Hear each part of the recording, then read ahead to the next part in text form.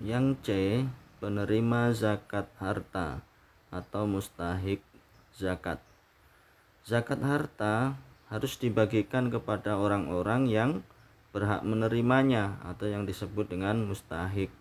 Siapa sajakah yang menerima zakat? Ini sama dengan penerima zakat fitrah. Zakat harta ini orang-orang yang menerima adalah, yang pertama adalah fakir. Fakir itu ciri-cirinya tidak memiliki pekerjaan tetap dan dalam kehidupannya untuk makan kesehariannya juga susah, tidak terpenuhi kebutuhan makanannya. Setelah fakir, miskin. Ini hampir sama dengan fakir, miskin ini.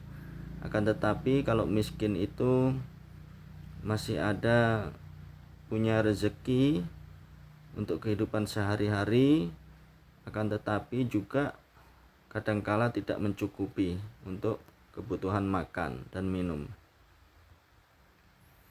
Selanjutnya ialah penerima zakat, yaitu pengurus zakat atau amil zakat. Yang mengelola zakat itu disebut dengan amil.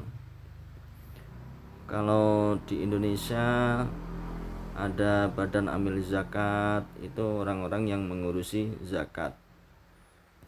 Kemudian yang ketiga, penerima zakat mu'alaf, yaitu orang yang masuk Islam dan keimanannya perlu perhatian, makanya diberi zakat agar mereka tambah kuat keimanannya di dalam Islam.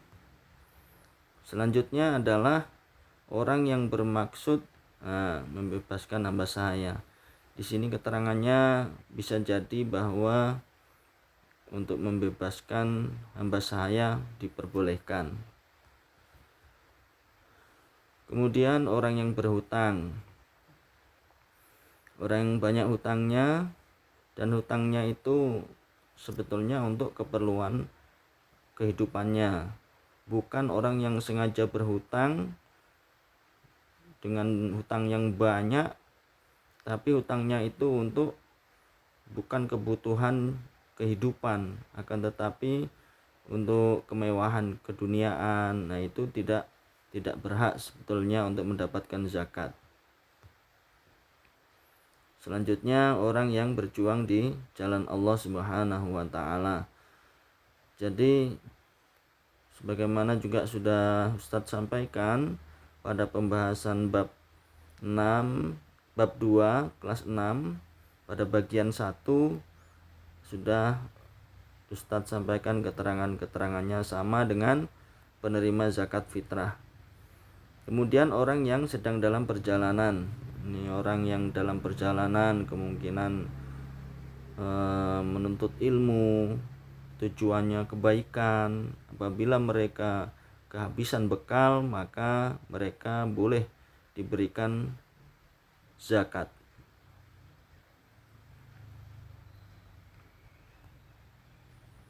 Yang bagian D, hikmah zakat.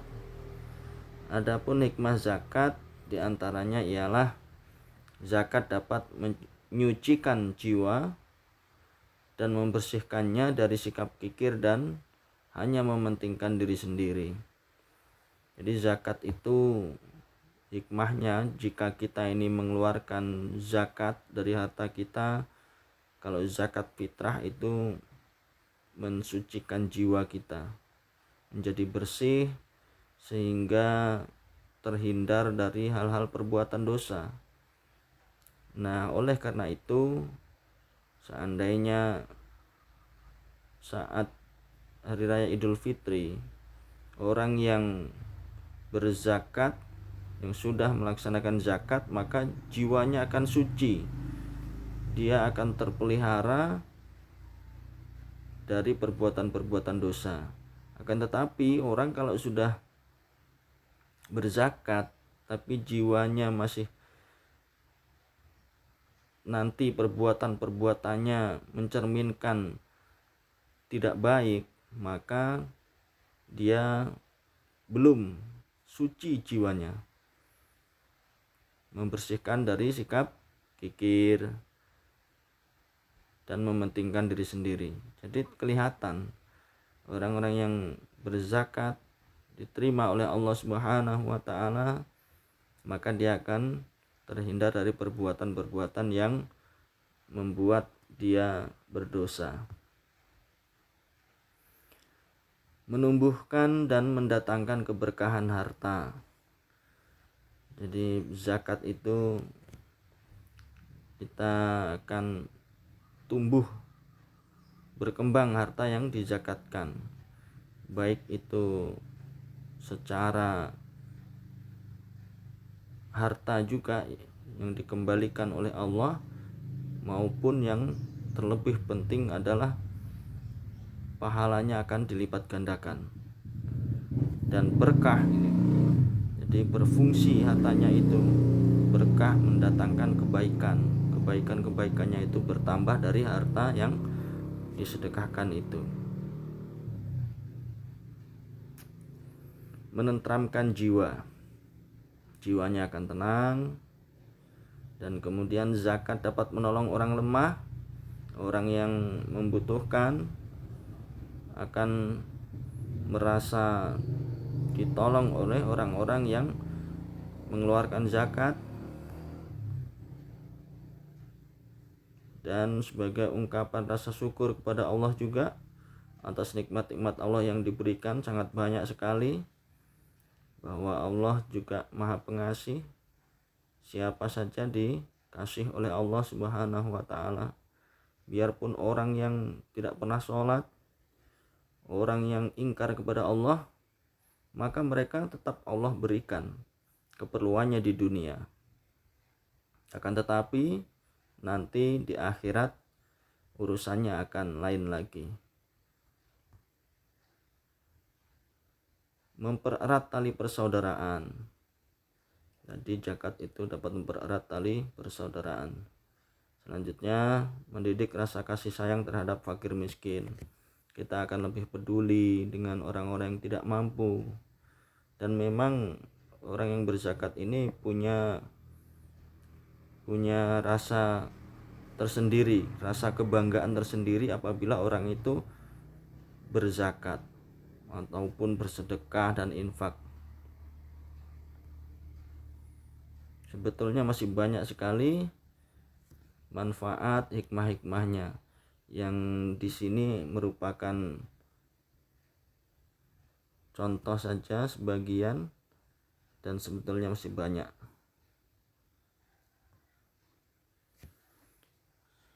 Berikutnya ialah infak dan sedekah.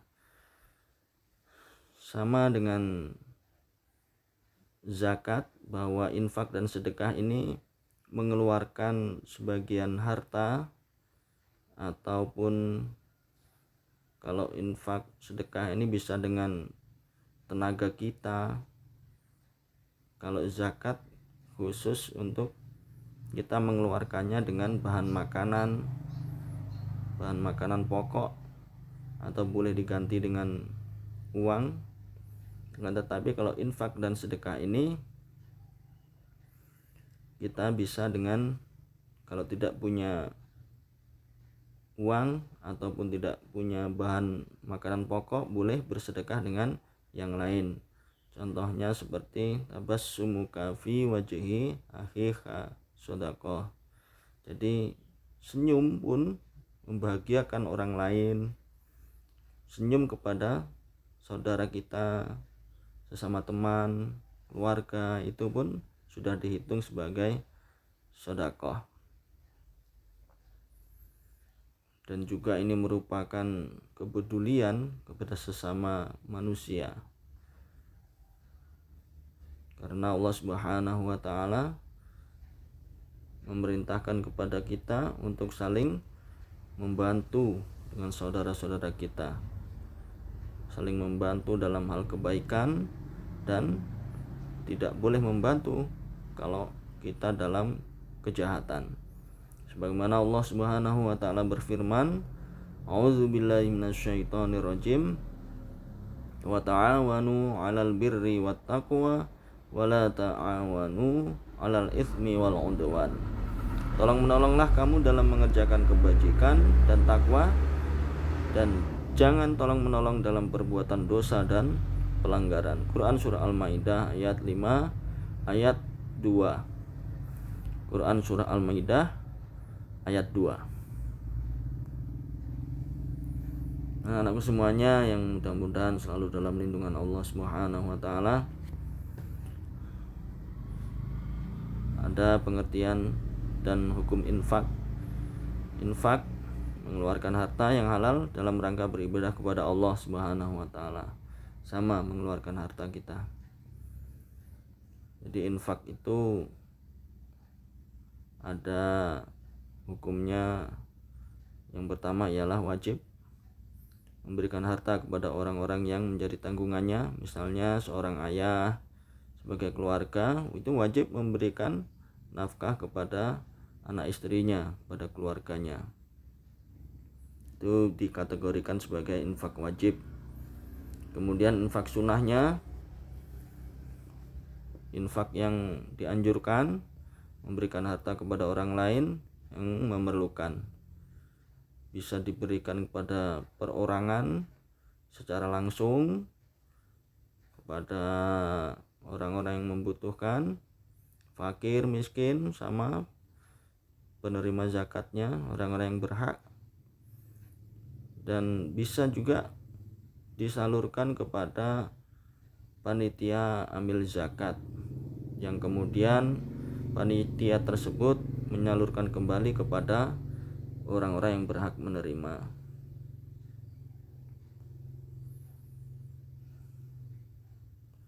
Pengertian dan hukum sedekah. Sedekah memiliki arti yang umum dan khusus. Umumnya itu memberikan suatu kebaikan, baik dalam bentuk harta, ucapan. Nah, ini seperti yang Ustaz sampaikan tadi. Kalau sedekah itu bisa bentuknya itu harta, ucapan, perbuatan kepada orang yang lain dengan semata-mata mengharap keridhaan Allah Subhanahu wa taala. Kullu ma'rufin shadaqah. Setiap kebaikan, kebajikan adalah sedekah. Hadis riwayat Bukhari, Muslim. Secara khusus sedekah merupakan kebaikan yang diberikan kepada orang lain dalam bentuk harta. Nabi SAW bersabda, sedekah tidak akan mengurangi harta. Hadis riwayat Muslim. Artinya apa?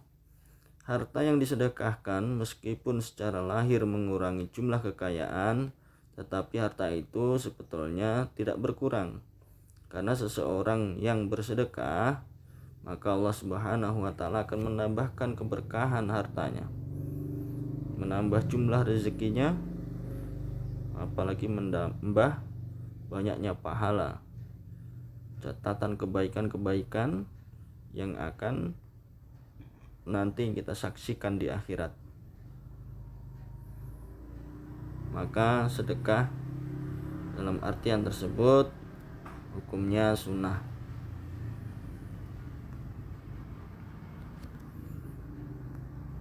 Infak dan sedekah memiliki hikmah. Yang pertama, orang yang bersedekah dimudahkan untuk masuk ke dalam surga dan terhindar dari api neraka. Dipanggil untuk masuk surga dari pintu sedekah. Ini keutamaannya. Dihapuskan dosa dan dilipat gandakan pahala di sisi Allah Subhanahu wa taala. Dengan bersedekah mendapatkan perlindungan Allah pada hari kiamat. Ditambah banyak berkah rezekinya. Dilembutkan hatinya. Itulah beberapa hikmah infak dan sedekah, sebagaimana juga ada di buku anak-anakku sekalian. Silahkan kalian bisa membacanya, dan boleh juga silahkan dihafalkan.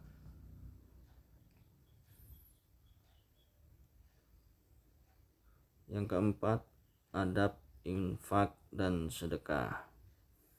Jadi punya adab, punya aturan-aturan ketika kita akan berinfak dan sedekah. Hendaknya mengutamakan yang pertama itu keikhlasan.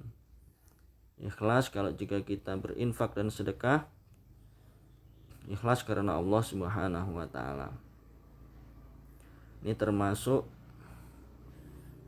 anak-anakku sekalian, termasuk seperti ayah kalian, orang tua kalian memfasilitasi kalian belajar melalui pembelajaran online seperti ini merupakan infak sedekah orang tua kalian kepada kalian.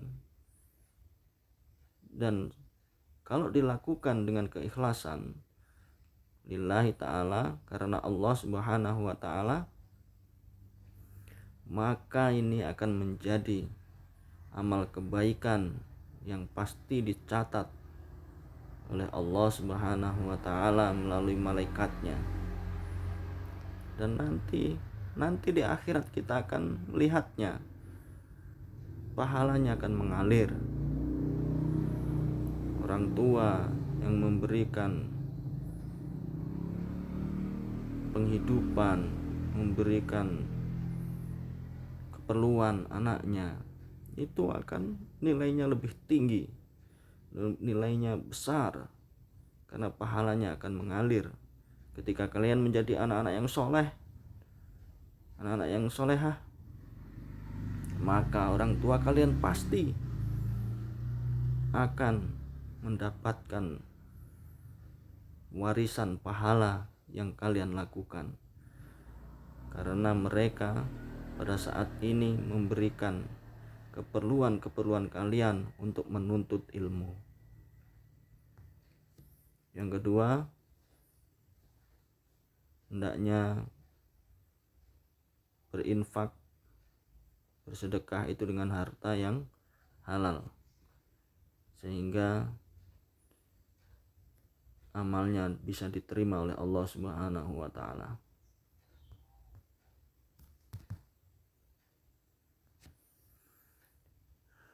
Tidak bersikap merendahkan orang yang menerima zakat. Jadi kalau kita bersedekah,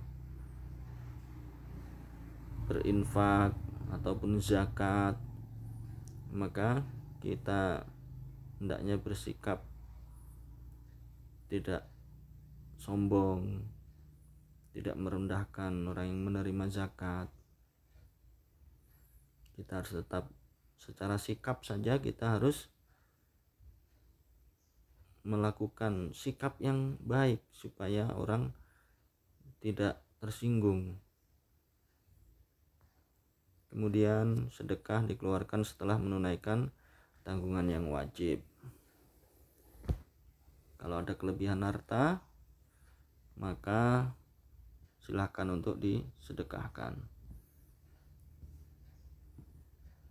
Mendahulukan keluarga, saudara, tetangga dekat, dan seterusnya. Nah ini kalau ada yang ingin berinfak, sedekah, zakat, kalau zakat bukan ya. Kalau sedekah, infak, maka yang didahulukan adalah keluarga, saudara, tetangga dekat, dan seterusnya. Hendaknya memberikan kepada keluarga terdekat. Kalau ada keluarga kita yang lebih membutuhkan daripada orang yang jauh belum kita ketahui, maka dahulukan keluarga kita. Ini untuk infak dan sedekah.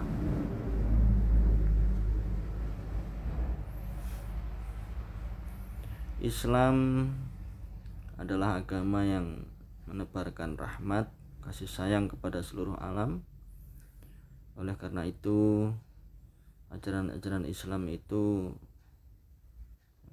mendorong seorang muslim untuk peduli kepada sesama manusia.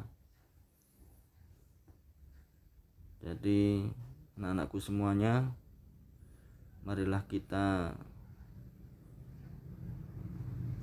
berusaha untuk berinfak, bersedekah dengan harta kelebihan kita setelah tanggungan wajibnya ditunaikan. Kalau ada saudara-saudara kita yang memerlukan, kita berikan kepada mereka, karena pahalanya sangat banyak sekali.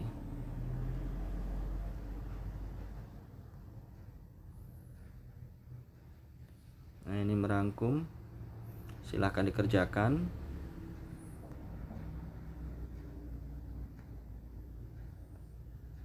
Ya, latihan soal pilihan ganda juga silahkan diselesaikan. Pertemuan berikutnya kita akan ulangan harian. Insya Allah nanti kalau ada perubahan ulangan hariannya ini akan Ustadz informasikan berikutnya. Silahkan kalian pelajari, diulang-ulang, dibaca, dihafalkan apa yang belum dihafal tentang materi di bab 2 ini. Sekian, terima kasih. Kita akhiri bersama-sama dengan membaca doa kafaratul majelis dan hamdalah. Subhanakallahumma wa bihamdika asyhadu an la ilaha illa anta astaghfiruka wa atubu ilaik.